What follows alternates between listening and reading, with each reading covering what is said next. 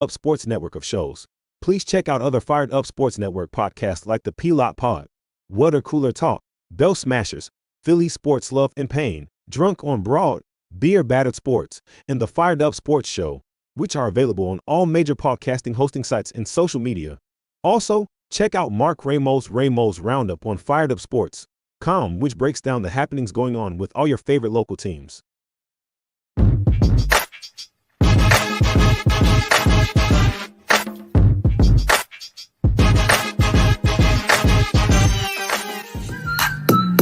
Philadelphia Eagles are Super Bowl champions.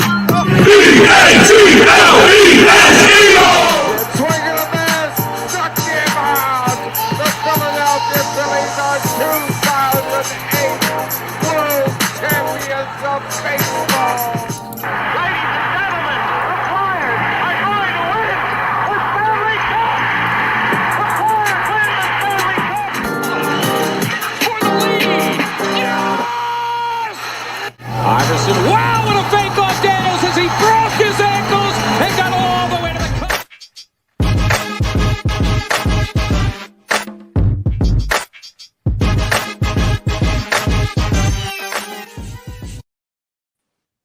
What's up?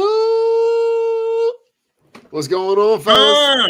Hold on. Before we start. Hold on. Before we start. Doesn't this guitar sound so good? Good.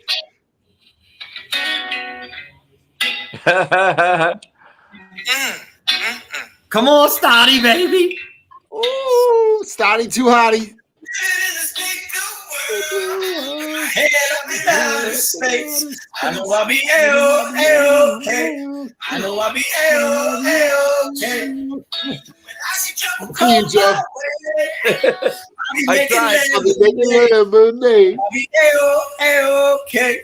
I know I'll be A-OK.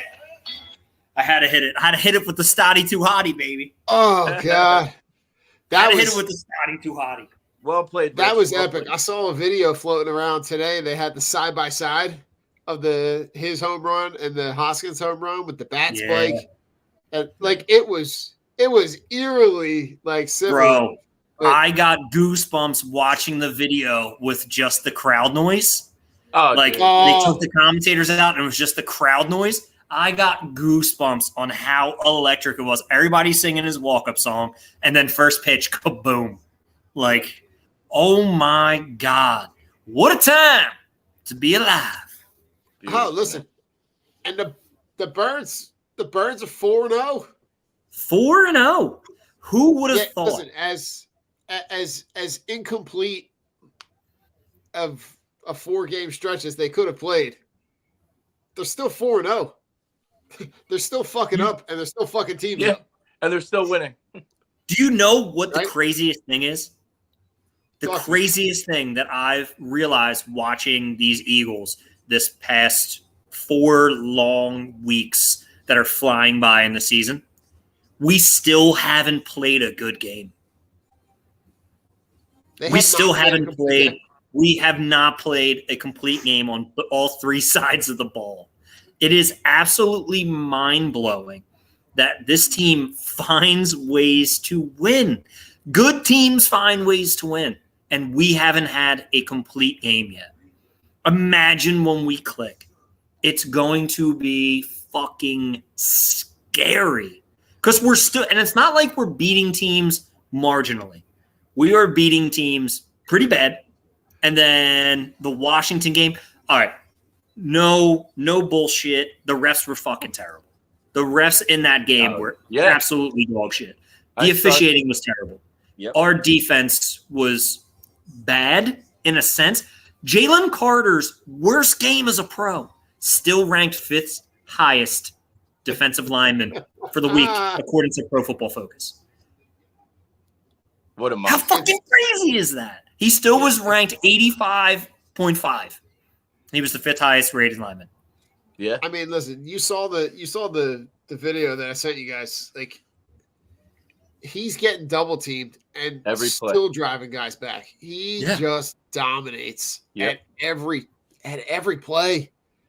And now you got the news came out today with Fletch, right? Fletch is, he got I think he had like some kind of injection. He got epidural, yeah. You got the epidural on his back, so he might not be playing. So you might He's see already an ruled out. elevated. They said he's out. So, right, so Cox he's was out. ruled So out. He's officially out. Yeah. So you're going to Cox see an elevated role from Jalen Carter. Yeah. But he just looks dominant. Yeah, he's every bit of what they said he was going to be, and then some. I mean, the off the field stuff was really the reason that he fell in the first round. But it's one thing to hear about a guy and he's he can do this and he's a generational talent, this and that, but to actually see how he makes men look like boys. He really does. He's got every move in the book, and they try to throw something new at him, and he's like, all right, well, here you go. I'm gonna do this, and I'm gonna beat you. His club move is vicious. Watching the Baldy breakdown, and Baldy was like, that club move is just how strong he is and how he gets the offensive line out of position with that heavy club swing. And I watched it, and I mean, it's not like, oh, he's knocking dudes over, but he's pushing them with one hand a half a foot to the left. Like, how strong of an individual you are that you are getting clubbed to the shoulder pad and you're moving a half a foot to the left. If that was me, you or Don, we would have broken shoulders. And we'd be like, we're not doing this anymore.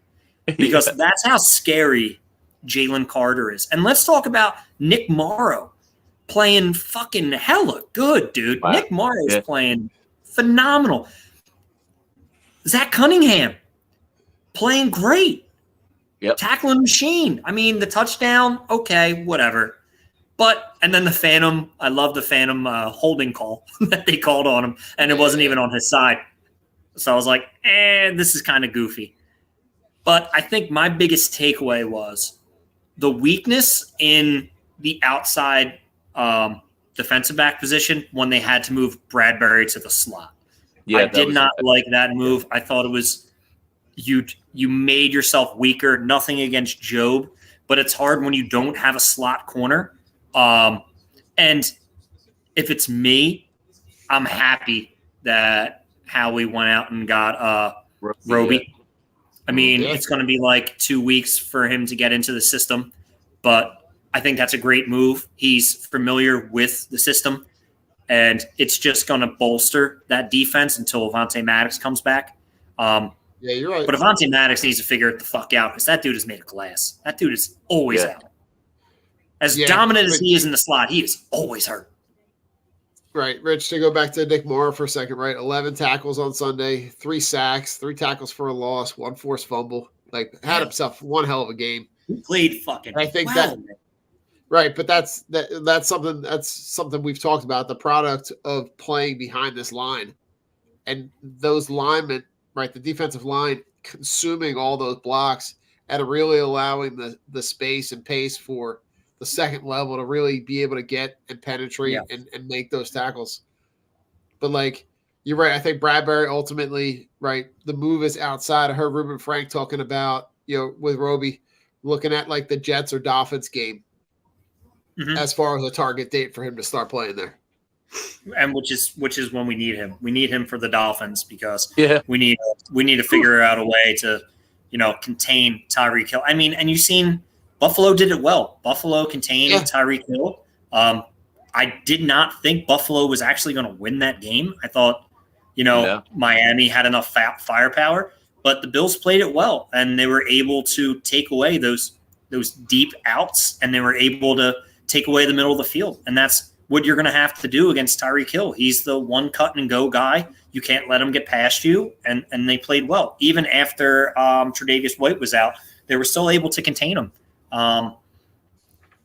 It's moving on to this week. I mean, last week's game, we can break it down and look at all the negatives. They won.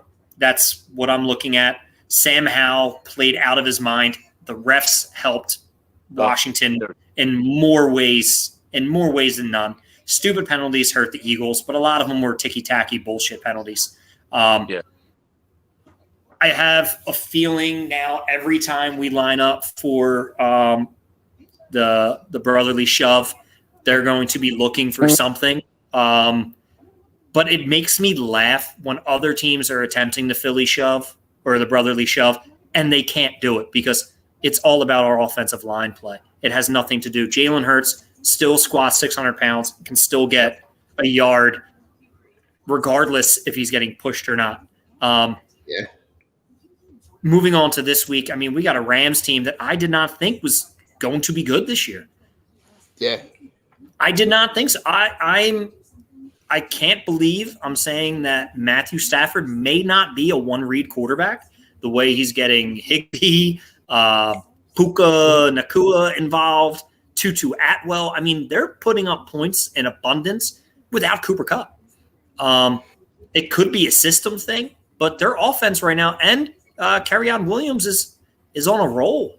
This isn't an offense that looks young, rejuvenated. Right. They cut the dead pieces off. They trim the fat. There's no more Robert Woods and Allen Robinson. It's a bunch of young, hungry guys out there. And Matthew Stafford looks good. He looks like he's comfortable in the pocket. The Rams' offensive line looks better than it did in previous years. And their defense is still no joke. You still have Aaron Donald there. Am I worried? Nah, not really. We are playing at SoFi. We are going out West Coast. We're traveling, but it's not a 1 o'clock game. But Philly West. Yeah, Philly West, because motherfucker, we travel. Just call every game the Eagles play a home game, because that shit ain't bothering us. No, fucking. You're right, Rich. But to go back to this game for a little bit, right? I don't want to, John. I look forward, not backward. Listen, there's a lot to acknowledge, right? You got like AJ Brown, the game that he has, right? He's got just a monster, 170 plus yards, 2 touchdowns, the big 59-yard pass at the end of the third quarter. But like you start the game rough, right? You give up a 7-minute drive to the Commanders. You come back with your own, right? You tie it up. But it got sloppy in the second quarter. Second quarter was their bread and butter last year, and they just looked kind of shaky. But you get the field goal late, to pull within a touchdown. And I think the thing that I liked in the third quarter is that they respond, right? They get the field goal early, the AJ Brown touchdown late. I hated the part that I want to talk about real quick is the last Eagles drive at the end of the fourth quarter, where you've got the ball well within Jake Elliott's range. Yeah. And the choice with like a minute and a half left to go up top and score a 7. Now, listen, I'm never going to fault him for attempting to go for a touchdown, right? But there's also that opportunity where you run the clock out and you don't give the Commanders to give the ball back based on, Rich, something that you talked about with, the way that Sam Howell was playing. Yeah. You would think that they'd be like, all right, well, we're just going to – the way that they were able to run the ball all game, like just run the ball. Run the ball as close as you can get it. Run the clock down. Yep. Use up as much clock as you can and give them the least amount of opportunity. Now, I think that also that decision says how much they trust their defense, even though it didn't show during that game how, like, you could say, hey, listen, we got 7. We trust our defense to go out there and get a stop. Yeah. And they didn't. Now, you're right, Rich. They had a lot of help with the referees on that last drive, keeping drives alive. They had really, really bad timing with penalties. There was like a couple times during the game where they had plays where they got penalties called on 3rd and longs. Defensive holding. Like 3 times I think it was defensive holding. I'm like, 3rd and 6, 3rd and 8. I think one was like 3rd and 11, and there was a defensive holding. And I'm like, get the fuck. I'm like, come on, man. Like 3 defensive holdings, like that's a little egregious. Like I could see one, but I'm like, man, some of these shits are just ticky tack.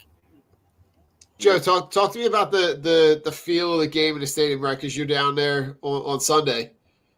As that game starts to ebb and flow, because it really does go back a lot closer than anybody thought it would be.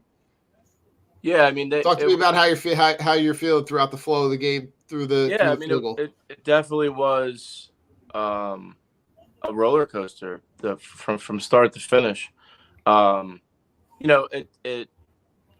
We were flat. We came out flat. I mean, we scored. We scored to tie the game, but it just didn't have that, like, they weren't firing. They weren't firing on all cylinders. It was, it was like a mishmash offense. Are we going to get the run game going? Are we going to get the pass game going?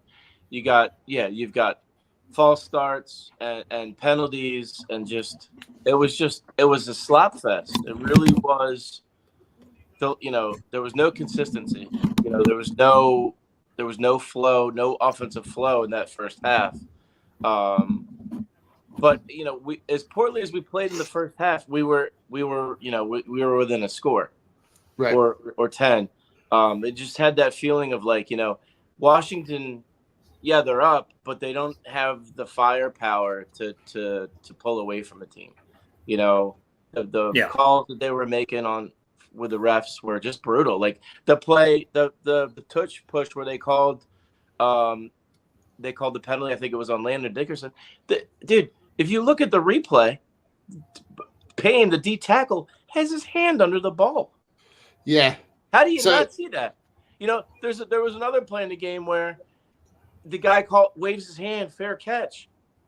He catches the ball and then he tries to run, and half the stadium was standing up like, "Hey, are you gonna throw a flag?" They said that the sun was in his eyes. Well, Joe, he was. Give me a break. On the broadcast, and I didn't actually know this, that's not actually it's not a penalty anymore. Oh, it's not.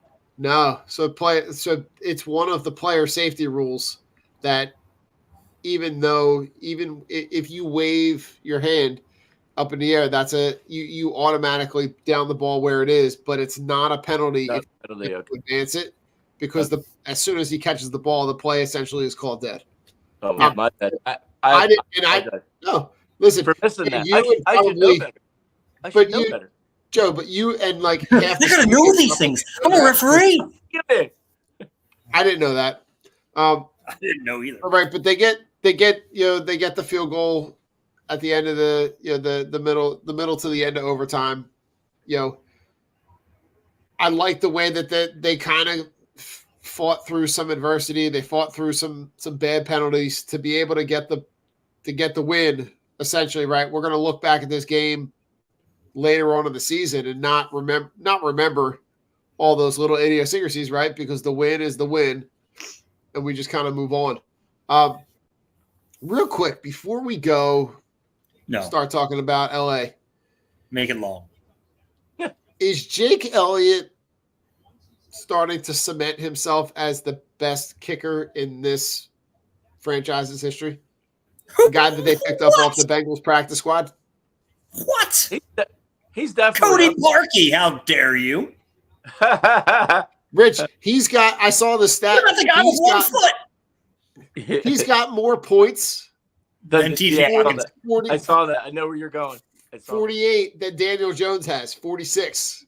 and he has more points than TJ Hawkinson. And TJ Hawkinson's the number 1 tight end. Bring back kickers. But do you think, like, as far as like that to me, I didn't think about it until someone said it, and I was like, yeah, you might be right.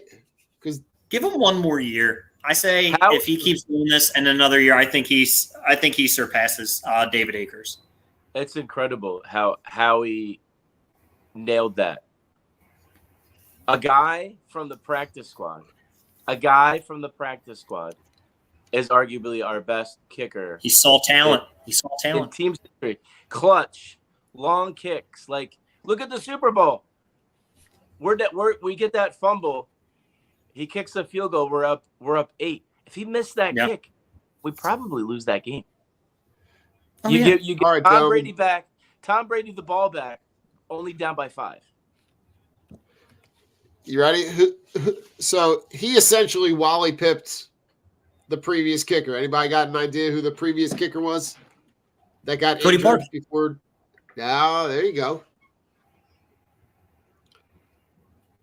So, Was I right? Was I wrong? Yeah, no, you're right. No, Yeah, it was it's Cody Park. Caleb Sturgis. Oh, We had Caleb Sturgis. yeah. He was the kicker. He got injured When? early in We got him from early the in that Dolphins. season. He was on the Dolphins. Huh. Yeah, All Caleb Sturgis was the guy that essentially Okay. got Wally pipped. So thank you, Caleb Sturgis, for getting injured because otherwise he probably would have been off of our practice year squad was on this? someone else's team. What year was What year? It might have been 17. 16, 17. Don't remember it. Because we got him Makes in sense. spring training camp, right? Of 17. Okay. I believe. Here we go. All right. Who just scored a touchdown? DJ Moore scored a touchdown. DJ Moore. DJ Moore's alive. DJ Moore's alive, everybody. Don't panic. Rich, he got injured in game number 1 of the 17 season. He played. I'm just going to throw it out there. Anything pre-COVID, don't remember. Just saying. You gotta talk to me about what happened in 2021 and on, because everything before that, traumatic experiences blocked out from an age. Listen, so we're good. We're good. We're good. Listen, let's talk. So I believe you, Don. I believe you. It's okay. 4:25 on Sunday, right? The Eagles are they're out. They're flying out to LA to take on the Rams. News comes out this week. They're going to get Cooper Kupp back. Will they? They open the window. Will he suit up? They're optimistic. They're optimistic. They're optimistic until he makes one cut and his hamstring falls off. Oh, good Lord. Well, you're still gonna the wide receiver core, right? You've got Puka Nacua, right? The fantasy phenom from this year. Puka Nacua. Right, and then you got Van Jefferson, Tutu Atwell. I really think that your job this week is to put a lot of pressure on Matt Stafford because Matt Stafford is a turnover machine. He is. When pressure is in his face, I agree. But he's been playing fucking real well. He has been throwing the ball real well, Rich, but I'm trying to pull up, so I'm looking at that shoulder looks healed, which is, last year he was dealing with it, and Don suffered at the hands of it fantasy-wise. And so did the Rams, because that shoulder was not 100%. Now his shoulder's fixed. It looks good. It does it worries me a little bit because they have an arsenal of weapons. They don't have what I like to say that deep threat, but they have that. If the Eagles play soft defense and are 10 yards off each wide receiver, they are going to 5-yard catch us to death until they march it down. And that's one thing that I haven't really been liking about the defense is I hate seeing Darius Slay play 10 yards off a guy. And they always start that way. Yeah. Thank God Darius Slay can tackle, because if Asante Samuel was playing 10 yards off, there's no chance we're making a tackle. And that is turning into a 15-yard gain. But we need to see our defense actually step up on these wide receivers because they're possession guys. Tutu Atwell is probably your big play guy and Van Jefferson. But these are guys who are going to run the slants, the quick outs, the quick ins, zig routes. They're the guys who are going to get 5 yards, fight for, after the catch guys. Thank God the Eagles can tackle. And we can't be playing 10 yards off the line of scrimmage against these guys. Yep. It's just not going to work. So Rich, and they won that good as he offense. As good as Stafford has looked statistically, right? Because he's already thrown for just a hair under 1,300 yards. Mm-hmm. He's only got 3 touchdowns and 5 interceptions, so he will turn the ball over, and he's been sacked 9 times already. Oh, just 9? Yeah, 4 games. So I feel like if they can get, I saw those statistics and I'm looking like if they can get pressure on him, put him in spots where he's really got to get the ball out fast, maybe faster than he wants to. Mm-hmm. That could be a spot where you could really turn this game into a track meet, which I feel like kind of leans in the Eagles' favor because if they want to, we can kind of hold the ball, run the clock, run the ball, really establish that play action pass, get the balls out to this game. To me, screams Dallas Goedert, right? Because if they're vulnerable anywhere on their defense, they're vulnerable down the middle. I feel like you can get the slants, all the routes, Rich, that you were talking about. I feel like that's a place where the Eagles can live because that's where the Rams are vulnerable. Yeah. He's due, man. 13 catches for 88 yards, man. I'm walking into the offensive room like, hey, why'd you give me a big contract if you're not going to get me the ball? I mean, if there ever was a game for him to have a breakout week, it's this week. It's very strange that we did shy away from the tight end stuff, especially with Brian Johnson. I felt like, he would have some design plays for Dallas Goedert and he'd be more of a security blanket. But I mean, we have to be honest with ourselves. We knew when we were adding DeAndre Swift and you see the Slim become more involved, someone's role was going to shrink. And right. DeAndre Swift has looked too good to not get the ball in his hands. And then you look at Dallas Goedert as another shiny toy, another, how can I say, you have an abundance of pass catchers. And Swift has just been looking electric. They're getting him in space. He's breaking tackles after the catch. And he's making the most of his opportunities. And you hate seeing Dallas Goedert being the one who suffers statistically.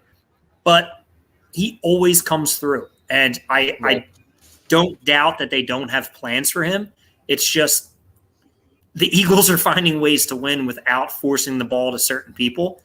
I don't want that to change because they're so balanced with their offense and their pass catchers. You can't go into every game saying, hey, we need to get this guy the ball. And if that is the mentality, that's the mentality you're going to lose on. Because teams are going to key in and be like, okay, now they're really trying to get the ball to Dallas Goedert. Or when A.J. Brown goes, man, come on, throw me the fucking ball. There's a difference. A.J. Brown is that fucking dude. A.J. Brown's the guy you need to force feed because no one on the outside is tackling that motherfucker. And unfortunately, Dallas Goedert is playing that role of I'm going in there with the big boy linebackers, not the smaller corners. Right. Pick your poison. And I just like the way that they're utilizing Swifty. And let's be real, if it ain't broke, don't fix it. Like someone's going to be missing out. And unfortunately, it's Dallas Goedert right now. So Joe, talk to me about the matchup with the O-line and D-line, right? Because the offensive line of the Rams, right? You've got 3 linemen that are questionable for this game coming up. And you're going to match those guys up and you're going to match them up against what arguably is going to be the best defensive line that they faced. Talk to me about that matchup and how what are key matchups that you're looking at for them to maximize that pressure on Stafford? Well, I mean, it's going to be another big week for Jalen Carter and Jordan Davis. Now that you don't have Fletch in that rotation, you don't have that veteran guy there who's not playing like he hasn't been playing like he's 32 years old. He's been, a surprise, a huge surprise this year, I think. But unfortunately, he's not going to be there. But Carter's going to be, he's going to be getting his. Jordan Davis is going to get his. I think this is another great opportunity for Hassan Reddick to build off of last week. Coming off the edge, he doesn't have the cast on his hand anymore. He's got that one game under his belt without the cast, and he got a sack. So I think he's going to do for a big week. And I think you might you might see Nolan Smith come through there and getting one this week. I think he's going to get. I think he's going to get more. He's going to get more reps. He's going to get more playing time. I would love.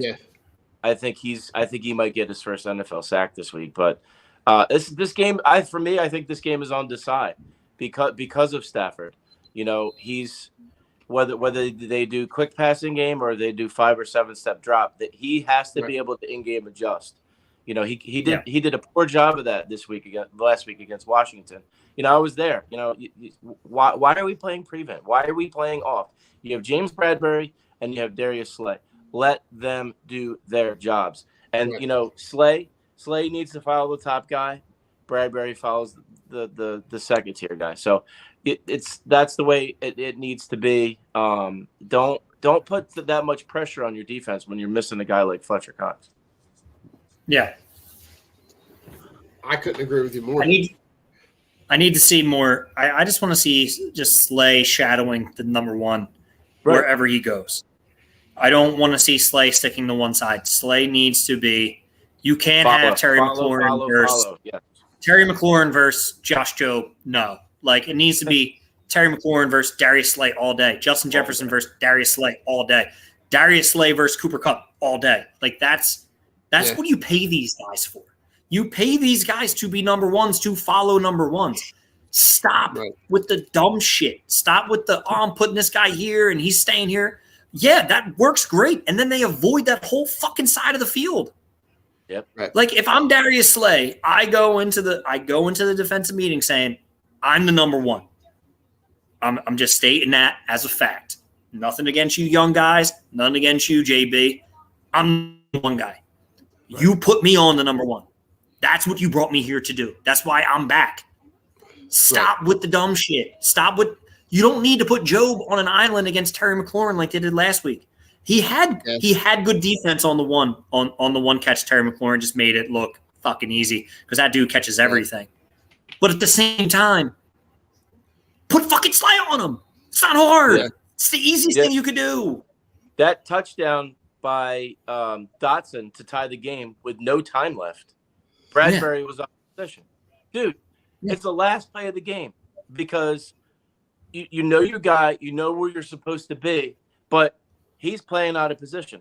He's an outside corner. He's not a slot corner. He was caught. Do I go right or do I go left? I was right there. I watched the play unfold right in front of my eyeballs. You know, that cannot happen. No. You're not playing Howell this week. You're playing Matthew Stafford. So they've got to get on the same page and they got to get this crap figured out. Now listen, the other thing is, right, the other injury within the interior line, right, the Cam Jurgens injury, he's going to be out of, you know, what they said several weeks.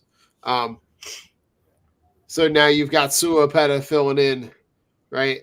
But he's going to get the game experience of his life, right? Because he's going to, I'm sure, Aaron Donald. That's where he's going to be right over his nose. Yep. And he's probably going to line up against Opeta at every chance he gets. Yep.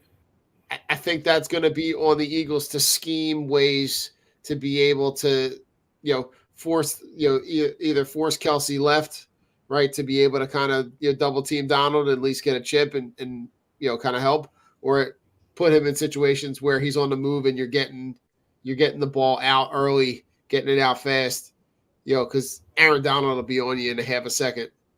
Yeah. How important is that matchup to keep Jalen Hurts upright to be able to get the ball and distribute? That's huge. I mean, in the run game and the pass game, like you said, I mean, Aaron Donald is an interchangeable piece. They'll put Aaron Donald at defensive end. But another matchup that does concern me is Aaron Donald versus Jordan Mailata. If you put Aaron Donald on Jordan Mailata, that could be a situation as well. I mean, watching Mailata and Chase Young in the Washington game, they lined him up on Mailata the whole game. I know he had at least one sack, but he had consistent pressure back there because Mailata he's not a top tier pass blocker.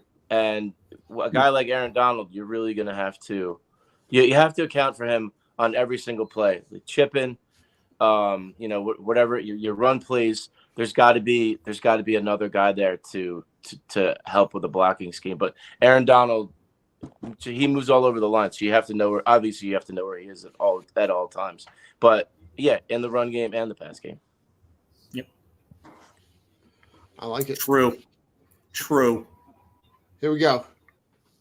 Let's pick we're gonna pick a player of the game. Play of the game. Okay. Give me your score. All right, I'll start on that one. I am going to go with Jalen Carter, strip sack. Reddick picks up the fumble, runs it in for a touchdown. Eagles win 28-26. Close. It's gonna be another sweat, Rich. It's going to be another sweat. Because I was fucking dead wrong last week, bro. Yeah, They're only going to get 10. They're only going to get 10. Fuck my predictions. Yeah, I don't think anybody I think last week. What did I say? I thought I said two guys were going to get 50+ yard touchdowns. Yeah, but the scores we had, the scores were like, god awful. Yeah. Joe, what do you got? Oh man, I'm going with Josh Sweat. Sweat comes up with a big sack. Sweaty boy. Let's see who gets the scoop. I'm going with Bradbury. Bradbury gets the scoop. He doesn't score, but it gets him a really good field position. But I think my player of the game on defense is going to be Hassan Reddick. Love it. Hassan Reddick's going to have at least one sack. He's going to be back there. He's going to be in Stafford's face a lot of the game.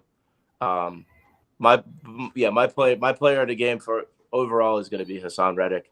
He's going to have to really get Stafford off his spot, mess with his whatever routes they're running, mess with his timing, the timing throws, and making his life uncomfortable. So Sweat gets a strip sack. Bradbury covers it, but Hassan Reddick's gonna have he's gonna be your player of the game. Oh, I like it. I'm going on offense. I think this might be a Jalen Hurts get right game. I think that he's going to be able to maximize that space in the middle of the field. Hit AJ Brown on Devontae Smith on the slants down the seam. I think that's going to open up Dallas Goedert underneath. I think this is a 300+ yard game from Hurts. I think it's a 2 touchdown game from Hurts and maybe 1 rushing. I think he accounts for 3 touchdowns. I like it. But I think the final score for me is like 31-21, and I think the 21 comes late. I think it's 31-14. They get a late touchdown. I just think this is they've looked. This is the week that they kind of look the way we think they should look, top to bottom. I think the things that you're talking about on defense, I agree with. I think they're going to be able to dominate the defensive line versus their offensive line and really get pressure and turn the ball over. So I'm looking. This is the get right game. This is the game where they're going to go. They're going to get this stretch into these next couple games before they get that bye, and then they really hit the ground running with the gauntlet of games in the middle of the season. Hey, I'm going 34-7, by the way.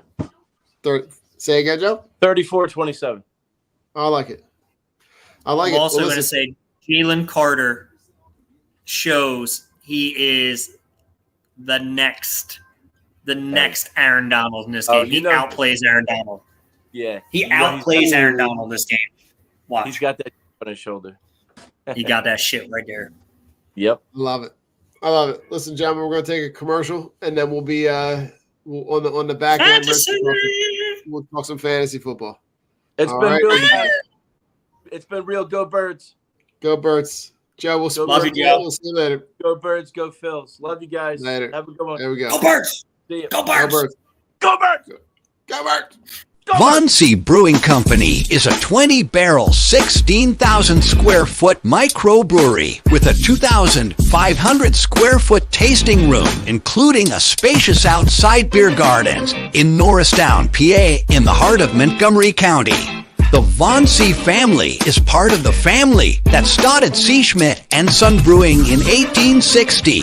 Stop in Wednesday through Sunday and taste a variety of draft and 16-ounce cans of originally brewed beer and tell them the Drunk on Broad crew sent you. Von C. Brewing is located at 1210 Stenbridge Street, Suite 300 in Norristown. Cheers. Team Clicks are the only glasses for real sports fans. With interchangeable arms, you can support all of your favorite teams, or even make and create custom options as well.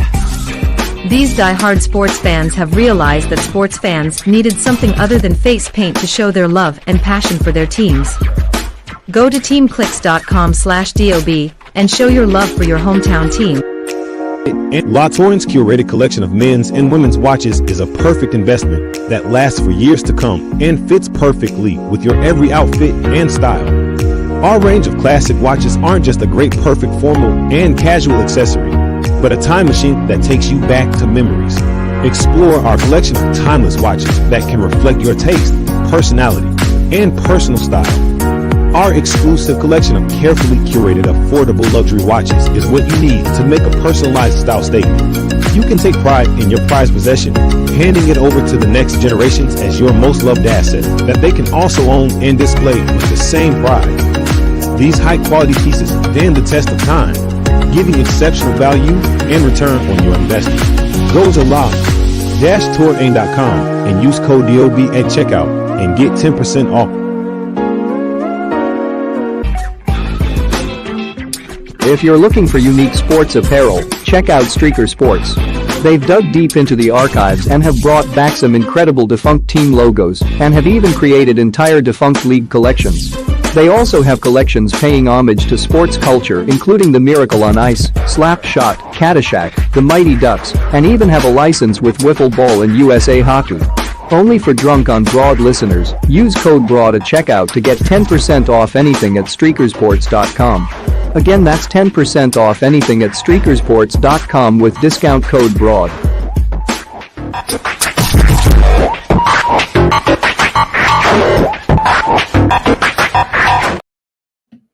All right, well, we're back. Oh, we're back. We're Hey, back. hey, Dawn. Hey. What's All right, up? let's get to the nitty gritty here, pal. Here we The go. nitty gritty. What- I got all my show notes. My show Here we notes. go. Wait, hold on. Did we switch spots here? You got show notes? I got nothing. What's going on here? You see them? They're blank. Oh, Shit, look I at that. forgot to do something. I was reading There off the we go. teleprompter. I'm reading off the teleprompter now. Welcome to your Oh, daily good. fantasy take with Don and Merle Reese. No, I'm just kidding. It's Rich. I got you fuckers. No, we're gonna shift the gears and we're gonna talk some fantasy. You want to start with your fantasies? Or, so Coach Trav sent me the. Start with Coach Trav, that son of a bitch. All right. Slacking Here we on his go. job. What do we pay? What do we not pay him for? Yeah, we don't pay. Yeah, we don't pay him. This is not a Why? pay. Why don't we pay him? It's not a pay.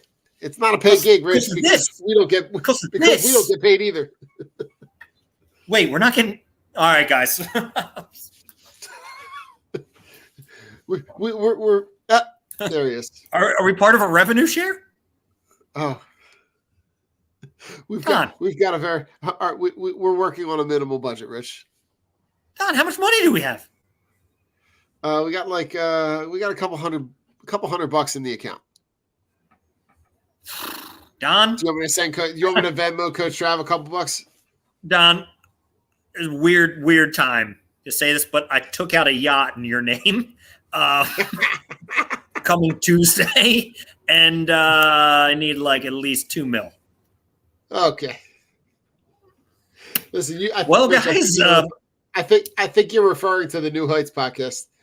oh, I thought my bad. Right. I thought we were on that. Sorry. It gets me every time, Don. I just forget. Oh just forget. gosh. I look like Travis Kelce mixed with Jason, mixed with a plunger. So it's okay. It's my parents didn't love me. What? Fantasy. Coach Trav. Here we go. Here we go. All right. So Coach Trav he's got a bunch of starts for the week. I'm gonna give them to you. You tell me what you think. Right. So the first guy he's starting this week is Jordan Love. The Packers are gonna go up against the Raiders. The Raiders look like dog shit. Yeah, no, bro. I'm starting me against the Raiders. Yeah. Right. The other guy. So the next guy is Jared Goff. Jared Goff going up against the Panthers. Jared Goff is, if he's in my lineup regardless. If I have Jared Goff, I am starting him unless I have Mahomes, Allen, Hurts, Fields, Herbert. I'm starting Jared Goff. Jared Goff has been lights out. He's throwing the ball really well. He's got weapons. Yeah.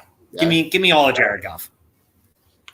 I like it. I like the matchup there. I like the way that he's been playing. Really, really surprised, but they look poised to take that division, right? And really put a stranglehold on, because nobody else in the team, nobody else in that division really seems like they're even interested in football. No. Next guy on the list, Breece Hall. Breece Hall, the Jets are matching up against the Broncos. The Broncos look like Russell Wilson and Sean Payton are going to lose their job. Yeah. Well, I didn't realize that Sean Payton actually had like 3% ownership now in the team. That was part of his deal. Wow. So yeah, good luck trying to get rid of him. Yeah, I mean, it's about time. They need to let Breece run free. The limitations that they put on it, I get it, the ACL, but feed the fucking dude. Like, Jesus Christ. Like, it's, wow, DJ Moore on fire. Yeah, feed Breece. Like, let him fucking run, dude. It's about time, because they've been looking terrible on the ground, trying to manage his workload, but Dalvin Cook's fucking washed. Dalvin Cook's washed, and you still have Zach. The Zach attack. He outperformed Patrick Mahomes. he listen, as crappy as he played his first couple starts, the game Sunday night, he really went toe to toe with Mahomes. He did. I don't know if that gives Jets fans pause to say, like, we really don't need to go out and get a veteran guy, but I feel like the roster that they've built really, you need Zach Wilson to do that consistently, and he hasn't shown he can. Right. So the next guy, this guy doesn't really help anybody because he's playing right now, but Brian Robinson going up against the Bears. They're not doing too hot. Oh my God. Did you see that hit? Hold on. You're ahead of me a little bit. Oh, sorry. Watch this hit. Your internet is faster than mine. Oh, sorry. Yeah, just watch this hit. Yeah, and he's not really doing too much right now. Washington is not looking really too good. So, yeah, dude, he got smashed. He just did, dude. He did was that 540? He did a 540. He got smashed. He put him in the spin. Yeah. He put him in the spin cycle. Dude, Jesus. But yeah, sorry. I love watching football and talking to you about football. It's just the best. I'm just having too much fun over here. But Brian Robinson, he's not helping anybody. And Thursday night football is tough starting anybody. It really is. The next two guys, tight ends, right? Zach Ertz, Dalton Schultz. Dalton Schultz has been coming into his own with Houston, and CJ Stroud's been playing fucking lights out, and he's distributing the ball. So, I mean, Nico Collins has been on the radar for 3 years. For 3 years, Nico Collins has been a sleeper of mine. And this is the year that I did not draft him. I drafted him in, I think, 2 leagues, and I'm fucking so happy I did because he's been killing it. And Dalton Schultz has been, getting some work around the goal line. Good for him. Zach Ertz, you know what you're going to get from him. A solid 10 points, 5 catches, 50 yards, or 7 catches for 30 yards because it's no yak Zach. It's just at a position where your points are not abundant, you're starting Zach Ertz. Yeah. Oh, absolutely. right? And then you got Garrett Wilson and DJ Moore, right? DJ Moore we see is having a pretty impressive game so far in the first half. So, and Garrett Wilson, yeah, you have to he's a wide receiver 1. You have to start Garrett Wilson. It's hard to take him out of your lineup because you're not going to have better options. I'm not throwing out a wide receiver 2. I'm not going to throw out a boomer bust guy. You got a Calvin Austin on your bench. You got a Tutu Atwell. It's like, yeah, but Garrett Wilson can also give you a 1 for 61 and a touchdown, and then tack on 7 more catches for 80 more yards. Like you're playing Garrett Wilson. Yeah. All right. And so anybody not on the list that you were thinking of? Any guy that that Trav didn't mention that you would that's a must start guy. A must start for me this week. Trying to think. I would say obviously you're rolling out David Montgomery no matter what. He's just been absolutely lights out. But say you have a coin flip. Ready? We'll do Saints wide receivers. A coin flip. Okay. Olave or Michael Thomas? Who are you starting at this point? I'm starting Michael Thomas. I got Michael Thomas in our Golden Mike League. I took a flyer on him, right? Because we really didn't know what that production was going to be like coming back. He's been pretty impressive. So I really like what I see from Carr getting him the ball. But you can't argue with either one of them. It's really, you're right. It really is a coin toss. I can't argue the talent of Olave. It's just Carr sustained wide receiver 1s, and I think Michael Thomas is his wide receiver. So I agree. That's a must start for me is Michael Thomas. I like it. All right, sits guys to sit this week. His first one, and it should be in all caps. All Broncos. Anybody wearing a Broncos jersey, move them to the bench because they are hot garbage. Yeah. Desperation flex. If Javonte Williams doesn't play, you're going to play McLaughlin or Samaje P. Ryan. Yeah, especially in deeper leagues, you're going to need running backs you either have a lot or you have none. That's how I feel. It's either you have a lot. It's tough. Our ESPN league, our fired up league, I have, Jesus Christ, more running backs. Put it this way. I got Tony Pollard on my bench this week, and he's next to Stevenson. He's next to McLaughlin. He's next to Jonathan Taylor. Yeah. DJ Moore. Sorry, you have to watch this catch when it comes on. That's okay. That was immaculate. Yeah. It's one of those things where, like I said, you either have running backs in abundance or you don't have them this year. So you're going to have to start one of these guys. And you're not going to feel good about it, but I know. Good that God. catch was fucking filthy, Don. I don't know how he got both. That frustrates me about Justin Fields is that it looks wonderful and magical one week, and then other weeks it looks like trash. It looks like you set a dumpster on fire. He's just DJ Moore. Just shout out to Trav. That was the last guy on his list, but he's having a really good bust out season for them and really just being productive. And to stay on that for half a second, I saw a report out that all the drama that's going on with Chase Claypool. Is that a guy that you think Howie might have interest in? I want no interest in Chase Claypool. Okay. I didn't want interest in Chase Claypool when he left Pittsburgh just because of his mentality. I don't like quitters. I don't like half-assers because that shit follows you. It follows you around the league.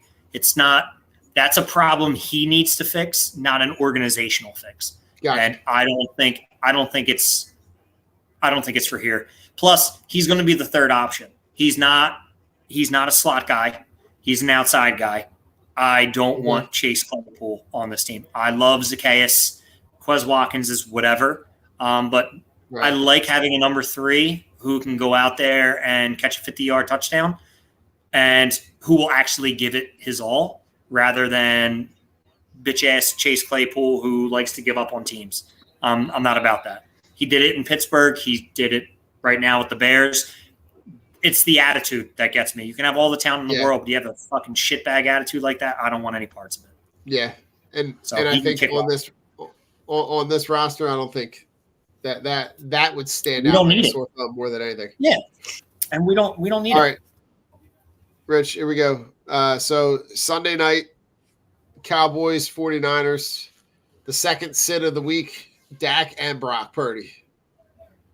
Yeah, two good defenses going up against each other. I agree. Yeah. Nothing more to explain there. Just if you can, you'll find other people to stream your Derek Carrs, your maybe a Trevor Lawrence, maybe a Jared Goff. I'm fine with starting any of those guys. I like it. All right. Ramondre Stevenson. The stat Trav gives, right? So the Saints defense hasn't allowed a running back over 65 yards this season.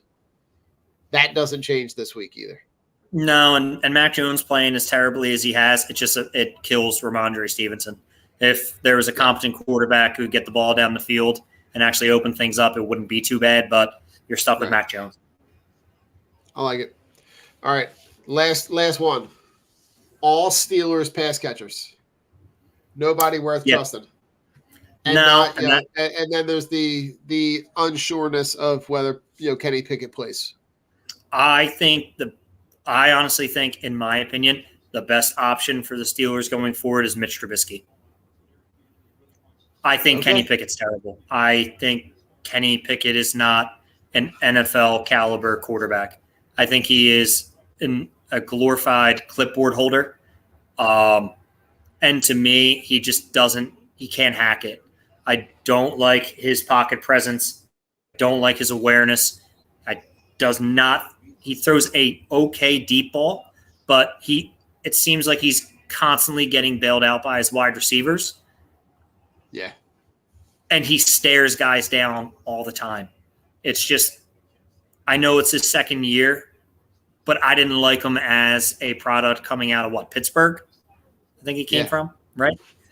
It just wasn't, to me, Kenny Pickett's not it. I would go with Mitch Trubisky, and you better be, looking for another quarterback next year. Yeah, you're not wrong, right? And the Steelers got bailed out by Big Ben a lot, and that defense. Yeah. And it's kind of crazy because even at the end of Big Ben's career when he was dog shit, their defense was a problem. And now that their defense isn't that great, they're still good, but not great. Right. They once they're down by one or two scores, Kenny Pickett really isn't a guy who's going to drive a comeback. So, unfortunately, they all suffer. I like it. Any other fantasy stuff, Rich, you want to touch on before we? Don, I do have some stuff. So, Don, let's play a game called Let's go. Keep, Trade, Cut. Ooh. Let's play a game, Don, and we're going to start at the quarterback position. So I'm going to give you three quarterbacks, and I want you to keep, trade, or cut. Okay. First three. Well, there's only three. So for the quarterbacks, I have Dak Prescott, I have Trevor Lawrence, and I have Josh Dobbs. Keep, trade, cut. Who are you keeping? All right. And this is hypothetical that guys want to trade. Right. So, all right. So I'm keeping Trevor Lawrence. Okay. I like the production that I like the connection between him and Calvin Ridley. I like how they play the run game off the pass. I think. Oh, you're going to like my wide receivers. Nice. If I have him, I think Josh Dobbs is a trade high guy right now. I think his stock could not be higher considering what we thought was going to come out of Don. Arizona. And fuck the Cowboys. I'm cutting Dak. I love it because I was actually – so what I was doing was I was going to say I'm keeping Dobbs because he's been playing very well. And the reason why I picked these three quarterbacks is because they are all ranked within a few spots of each other. And the highest ranked as of right now, Josh Dobbs. It's Josh Dobbs. And then Trevor Lawrence and then Dak Prescott. So I am keeping Josh Dobbs. I am trading Trevor Lawrence, and it's always fucked Cowboys. Don, you brought up one of my wide receivers for keep, trade, cut. What do you got? Wide receiver edition, Calvin Ridley, Jalen Waddle, and T. Higgins. Oh, all right. Let's start with the cut. The Bengals have been trash. So Joe Burrow doesn't look. He looks like he's a shell of himself. As someone who owns shares of him in our dynasty league. So I am trading, or not. I'm not trading. I'm going to cut T. Higgins. Okay. And then I love Calvin Ridley. I love, like we were talking, I love the connection between him and really kind of getting that rebirth in Jacksonville. And then the last guy, correct me, was Jalen Waddle. I'm going to trade. He's going to be my trade guy. I feel like I can get a lot of value just because in Miami there's only one ball. Yeah. Now, listen, they have the one game, right? But now A-Chain is getting the ball. He's getting a lot of production.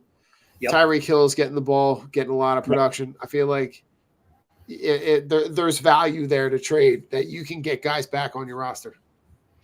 Agreed. I am cutting Calvin Ridley. I am trading T. Higgins, and I am keeping Jalen Waddle. If you look at Calvin Ridley's target share over the past 4 weeks, in week 1, it was 36.4%. In week 2, it was 26.3%. Yeah. And then it dropped down to 4.6% was his target share last week. It could be an anomaly, but Christian Kirk is eating now, and so is Evan Ingram. Ridley does scare me going forward because of that. It hasn't really been consistent with him since that blow-up first half in week 1, but I think he will bounce back. I just feel like the name of T. Higgins and Joe Burrow, people are going to want him more. But again, you have 3 guys who are ranked right next to each other. Higgins is wide receiver 50, Waddle is wide receiver 56, and Ridley is wide receiver 38. So that's why I brought that up. Running backs, Jahmyr Gibbs, Alexander Madison, and Ramondre Stevenson. Keep, trade, cut. All right. So,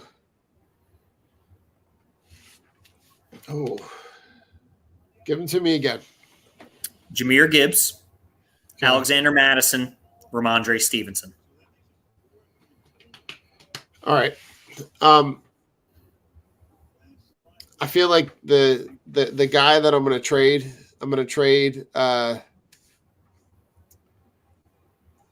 Gibbs.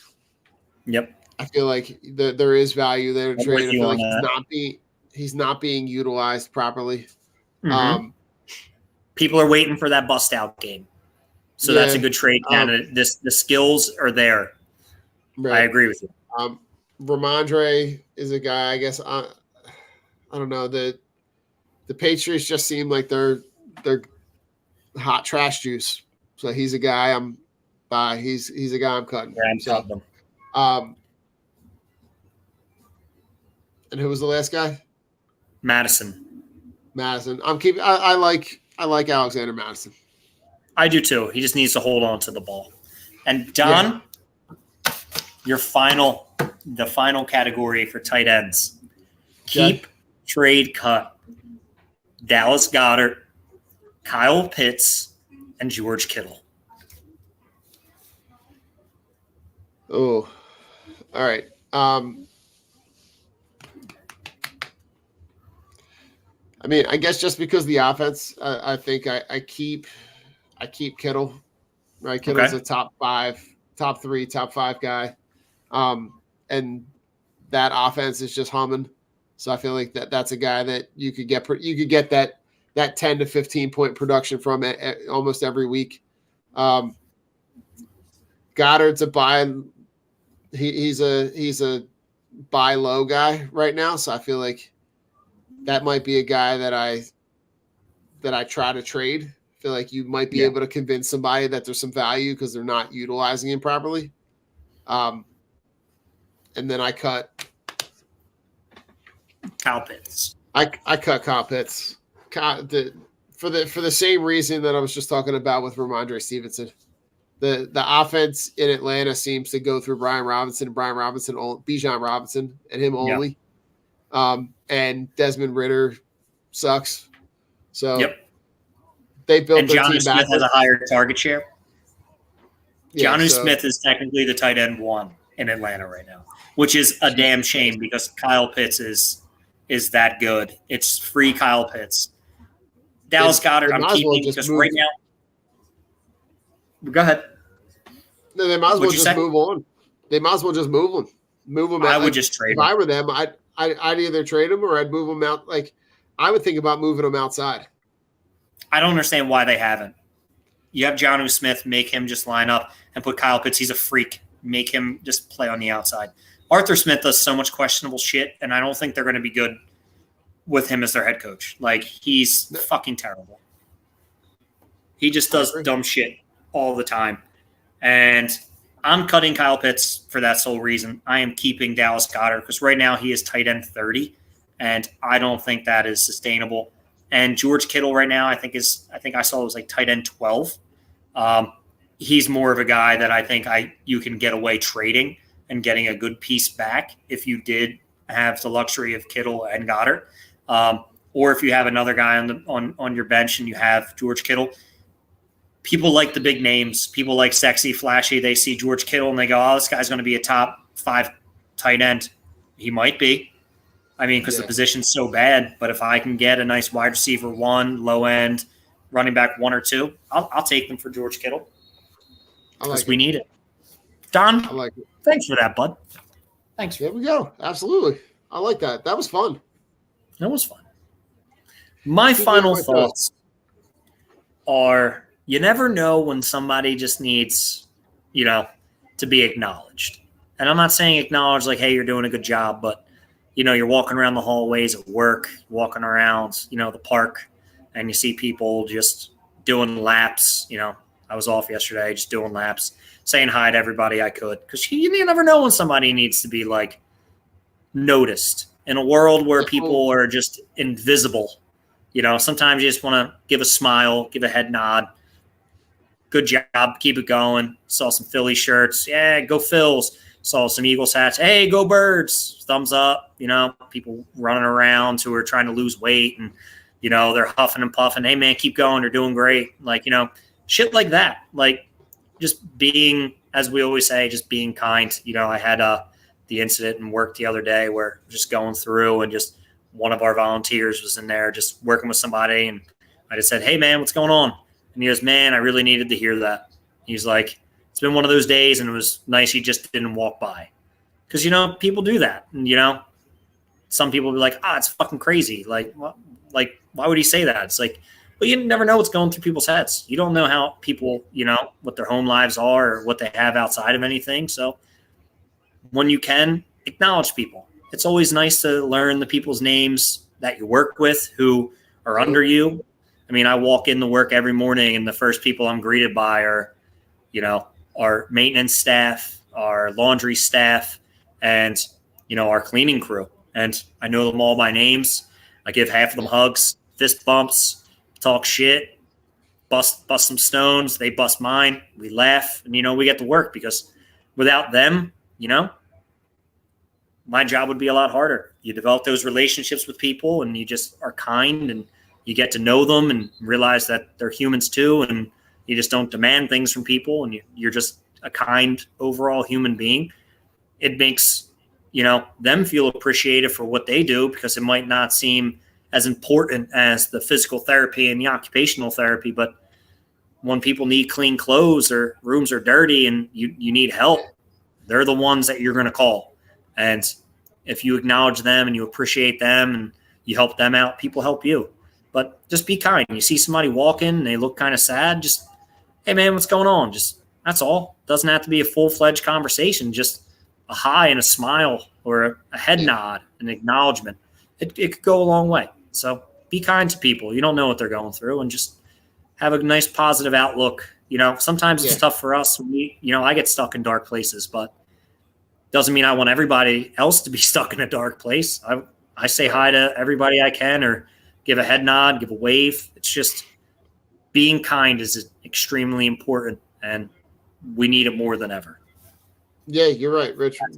And it's funny you mentioned that. Kip and I ran into a situation like that. We were at the supermarket, right? And we're standing there, and the guy that works behind the seafood counter was walking back, and on his way back, right, he's just saying hi and to everybody, right? And one of the ladies turned to him and was like, huh? Like, what? And he literally walked by, and I said to him, is it really that hard to just say, like, thanks? Like, and he goes, I know, right? And I was like, you know what, dude? Have a good day. Like, it took absolutely zero effort. Yeah. Like, it's just that, like, just like what you're talking about, that acknowledgement, that little piece that says, like, I see you. Like, yeah. And I hear you. Like, that whole piece is just, it's really important, especially on that day-to-day, like, existence. Yeah. But my final thought for the week, shout out to whoever the dude was at the Phillies game last night that bought an entire section of people beer. Dude spent what the story that I read, $4,500 to buy an entire section of Phillies fans a beer. Apparently this dude is notorious for doing things like this, has done it with Phillies games before, done it at Eagles games, wants to remain anonymous, but that act of kindness, right? Doing something for someone else with zero expectation of getting anything back other than to just be a good human. Just do something nice for somebody else. That stuff always comes back tenfold. I love seeing stuff like that, because then that brings that whole section of people together. And you don't know who in that section needed something like that. Yeah.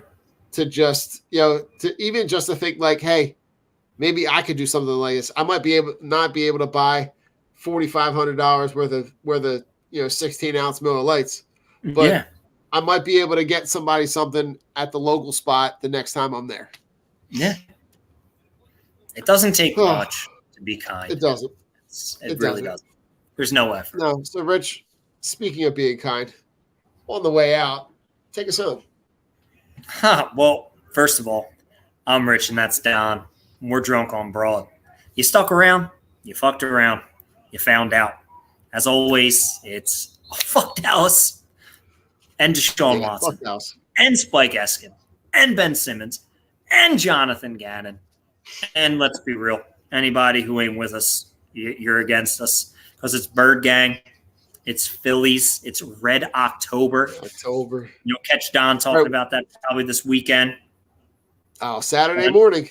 Saturday morning. Chop it up before the brace. Hell yeah, baby. And let's remain positive. Let's go. Let's go, Birds. Let's go, Phils. Make some magic happen there, boys. My spirit animal, Bryson Stott, is my spirit animal. And who's our backup catcher? What's his name? Oh, Garrett Stubbs. He's a spirit animal. That guy's a vibe. He's the whole vibe. The overall. He is the overalls MVP. But no, we love you, Philly. Be kind. Have fun out there. As always, I'm Rich. That's Don. Go Birds. Go Birds. Listen to this guy. Tell me how you're feeling here. You're screaming. I am stoked, baby. You're screaming like it's still the game going on. We're talking about the fightings here. The fightings. Said. Should.